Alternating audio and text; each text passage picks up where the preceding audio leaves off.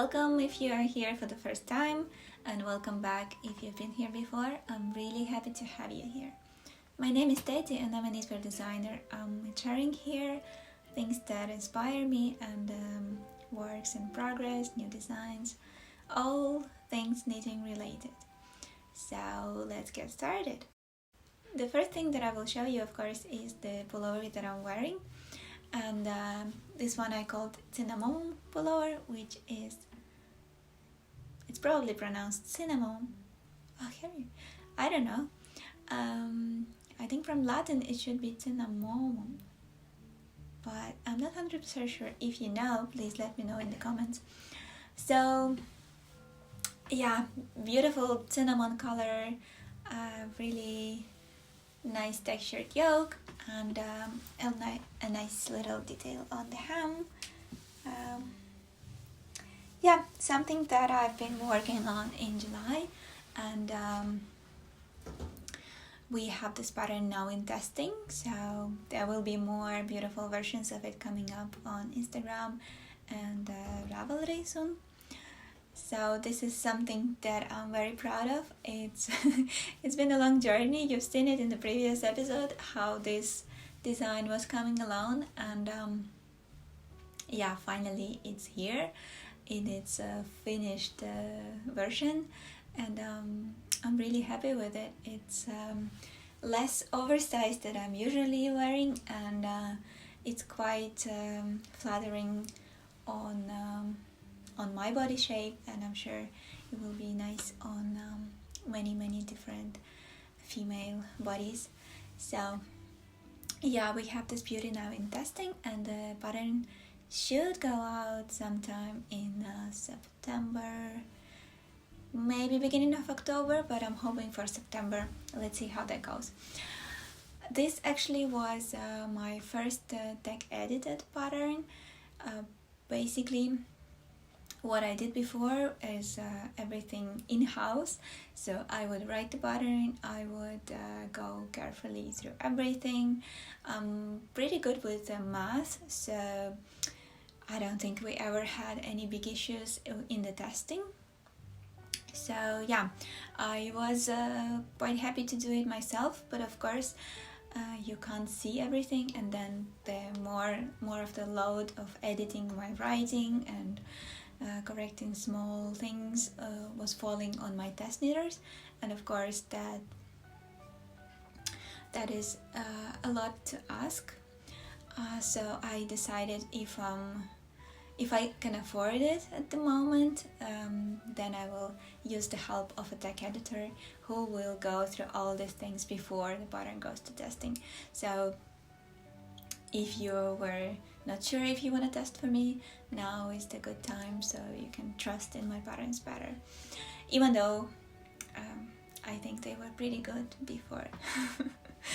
Well, this was a really important step for me, and I enjoyed actually this feeling of being a boss and being able to pick the tech editor to my requirements, and yeah, it was like a first time hiring people for my own business. We've been also working really hard on translating my patterns, so some of them are now available in Spanish and German, and some in Norwegian.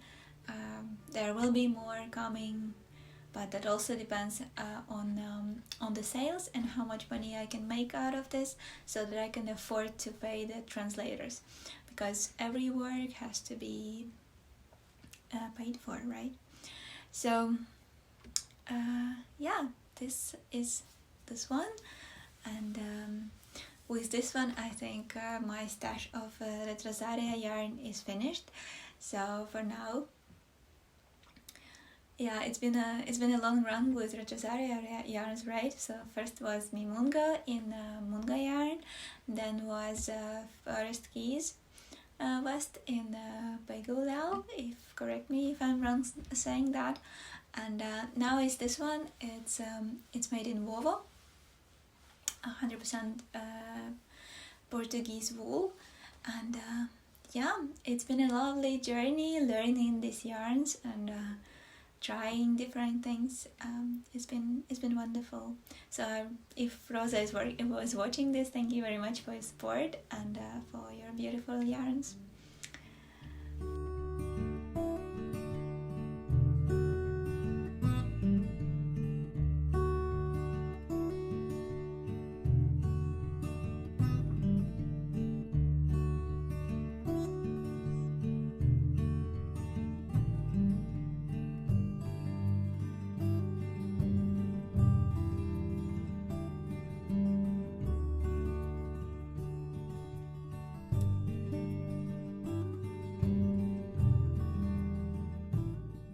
Moving on, there is a new design that I finished this morning. I actually proofread the draft and sent it to the tech editor. So I have it all ready, and I'm really excited to see if you like it or not. So if you can spot it here in the mirror, that's the one. It's made in the yarn that I showed you already, in the from Sheila Star Yarns. This is their Cora base in worsted weight,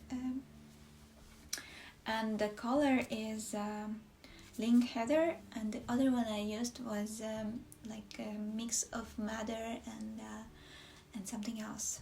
So it's naturally dyed yarn. It doesn't have a super shiny bright color, but it's very subtle, very like down to the earth, very calm colors, and I really enjoyed working with it, and I'm sure I will enjoy wearing it because it gives you this like honey like hug, and it's so warm, and also the yarn is super soft. It blooms after blocking, and it's so forgiving. It just hides all the imperfections in your knitting, and it's been a pleasure to work with. So let me show you the finished thing.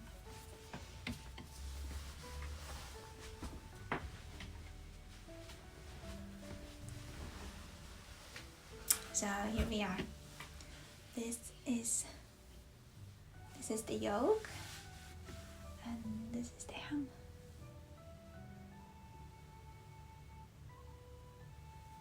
Wonderful, right? And the colors are just dreamy.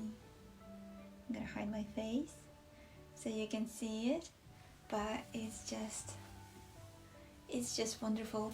So the way this one is knit is of course it's top down, and there is this double neck which is folded, and then there is yoke with color work, and it's super nice.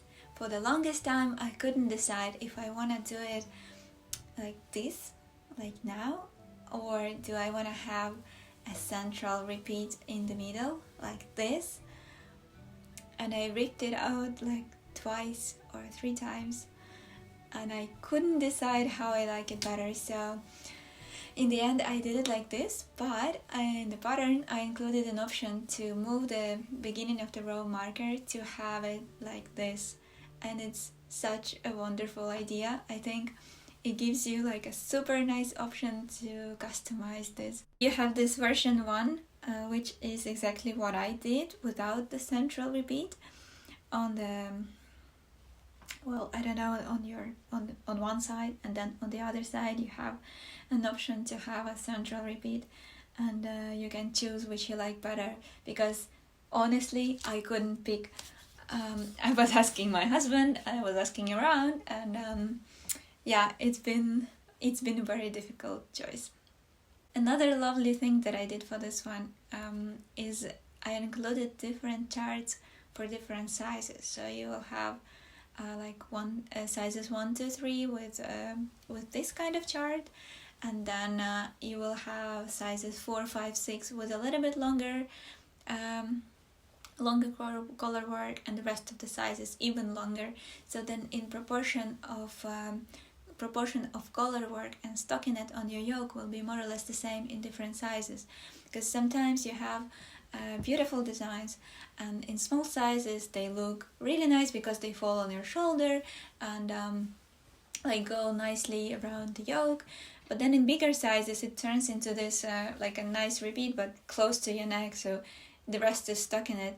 It doesn't look the same, and I think it's a little bit of a disappointment for a knitter who's knitting a bigger size hoping for the same look but gets this kind of nice trim around the neck but no actual pattern on the yoke where you'd like it, right? So I have this wonderful option, and you can of course follow the chart for the bigger size in the smaller sizes to have more color work pattern on your yoke, but then you have to look at the increases, because increases here they go along this kind of, I call them like raglan lines, but they're not really raglan lines. So there are these lines between the pattern repeats where the increases go, where you have the pattern, and after the pattern is finished, the increases are spread along around the yoke. So because if you have more color work, you're running into trouble because these raglan lines might fall on your bust, and then especially if you have it with the central pattern, I did this bit, that's why I'm telling you, especially if you have the central pattern and your raglan lines go deeper, like to your nipples almost, then these lines they kind of look weird. I mean, it's nothing major, but if you know that it's there and if you pay attention, it might be a little bit strange to have this kind of yeah if you draw your attention there, you will see that it's kind of weird to have these lines falling on your bust. So this was one of the reasons why I chose this orientation of the color work, and that's why it's also shorter than the increases on the color work start finish before the actual bust. Yeah, long complicated explanations, but I hope you get what I'm saying, right? And then the body is A-line shaped, so there's a bit of A-line going on the body, and that's also because you have to increase for the pattern on the hem, and that gives you a super flattering form shape of the body when it's more flowy on the top and like flowing down on the bottom, especially given that you have the pattern on the bottom and that your hem here is in the contrasting color.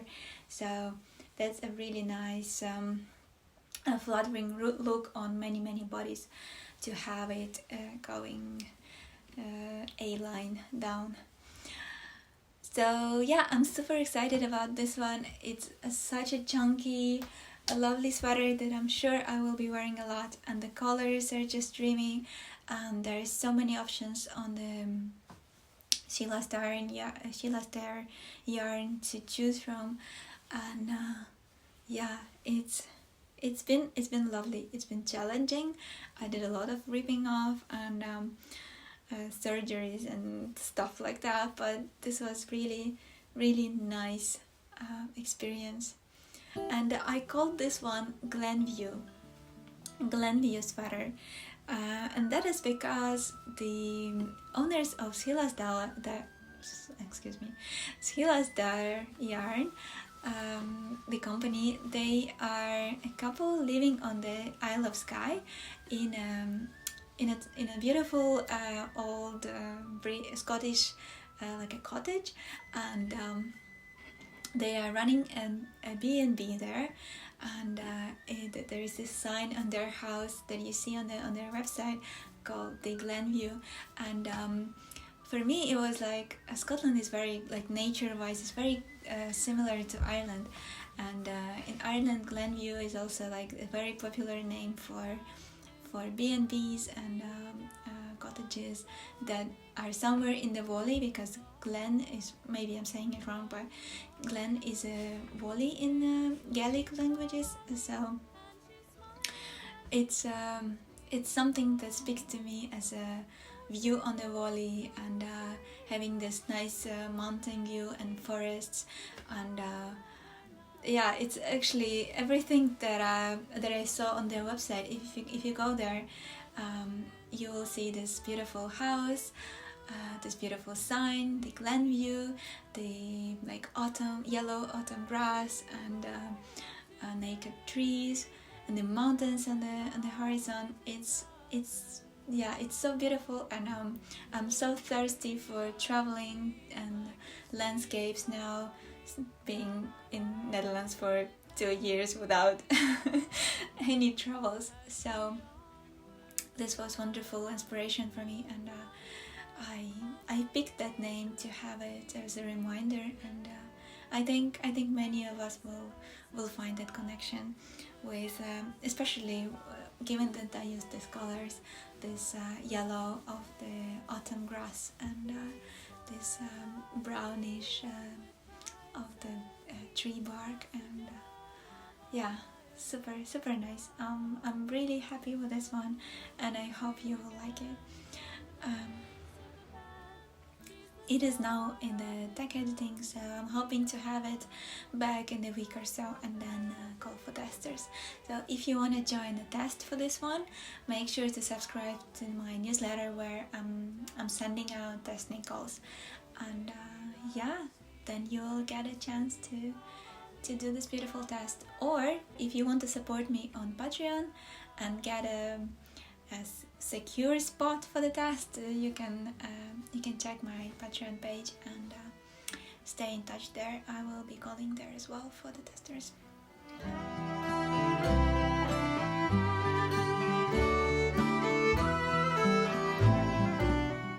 And probably the last thing for this episode that I will show you is my dark moss pullover, about which I talked probably a lot, but it's finally, the testnet is coming to an end, and the updated pattern should be out this month. I'm hoping to have it out this month. So this was actually a very complicated test, the first that I ran into troubles, and that there are few explanations for that one. As I explained to myself, there probably been many less experienced knitters involved who needed more guidance, more explanations in the pattern, and I probably failed to explain properly some of the things. For instance, the element where this one has the side slits, so you need flat the cables of the front and back, these two halves, and then you join them under your arms to work in the round. So this part where you join them was not clear to many people, and I'm now thinking how to explain it better. Maybe make a video or write it better. So this was one thing, and then there were some questions about short rows, because here you see on the back the raglan lines are meeting in the middle, so there's a lot of short rows going on where you have to increase on the back and on the raglan lines to have this look, and that was complicated for some people, and this is something that I have to work on to explain it better. And since there were so many questions, it really got messy with all the communication, and this what made me think of tech editing. I don't think tech editing would necessarily solve this problem for me, but potentially it could help me explain things better, especially given that I'm not a native speaker and I'm a self-taught knitter, so I don't know all the technical terms, and sometimes it is difficult for me to explain what exactly I did, even though I did it and it worked.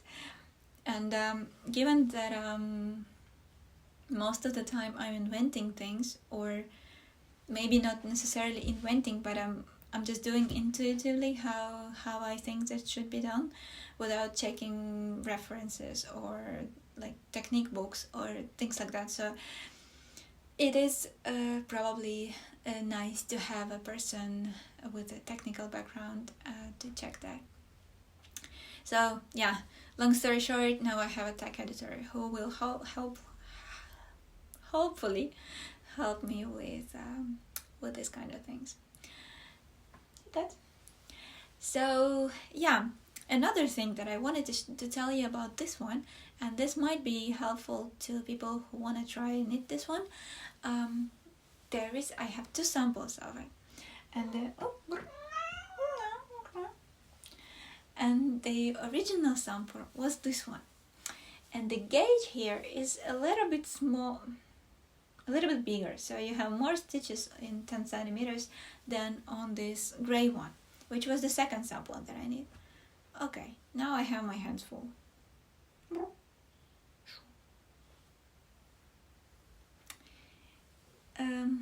I was saying, so yeah, while writing the pattern, I think I tend to look more on this one because I really like the way it looks.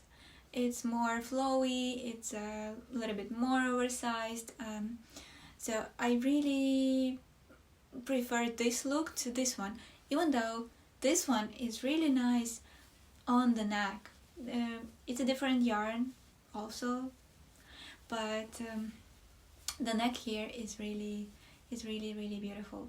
So yeah, when working this pattern, it's very important to see which yarn you are using, and because some of my testers used very sleek shiny yarns, which will not be holding the shape of the neck, as well as more rustic woolly yarns. And also this kind of yarn is more forgiving and hiding the decreases that you will have on your front and back. And I mean, if you are not sure if that will look nice, because the increases will be right in here, and if you are not sure that you can make it nice and neat, prefer this kind of yarns, because you won't see anything here. I mean, this is really nice for beginners who is not sure, and little tiny mistakes, they will just disappear in all this fuzz, you know. So this is something that I would recommend. And also look at your gauge, because you will say you can see this on Ravelry, because the pattern is already out. I mean, they officially out, so it's not available to download, but the Ravelry page is already there, and you can see all the projects that have been made during the years. And for me personally, I like better the projects that are made in this sort of yarn. They look more expensive, I'd say. They look cozier. They look, God.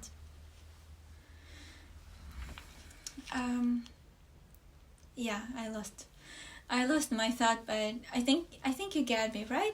So just look at those pictures and compare the more sleeky yarns, the ones with super wash, or like really well spun, like with many twists, and this kind of yarns which are very loosely spun and give you more volume, more fullness.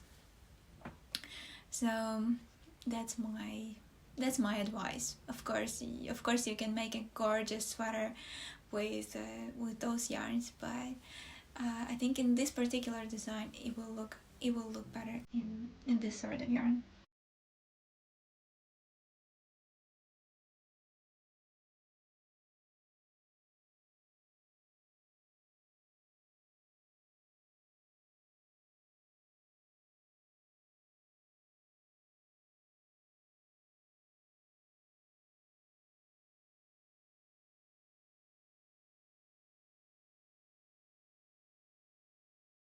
Well, I'm hoping to have this pattern out by the end of August.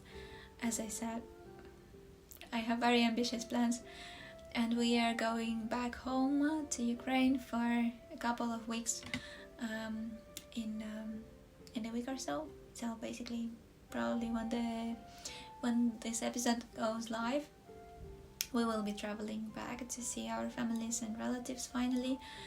And yeah, if I get the chance to work a little bit, I would prepare the pattern, and if not, then I will take it as a vacation and try to get new inspirations and visit museums and things like that. I'm really thirsty for new inspirations, and yeah, I'm hoping this trip will be really nice. I might record some things for you, so if you would like to see bits of my Ukraine, my home, my grandma's house, things like that, please let me know in the comments below. I will do my best to record some nice things for you, also for myself, for nice memories. Well, I think that's it. Thanks for being here with me. Thanks for watching. Thanks for your comments and for your support. I see you soon. Bye.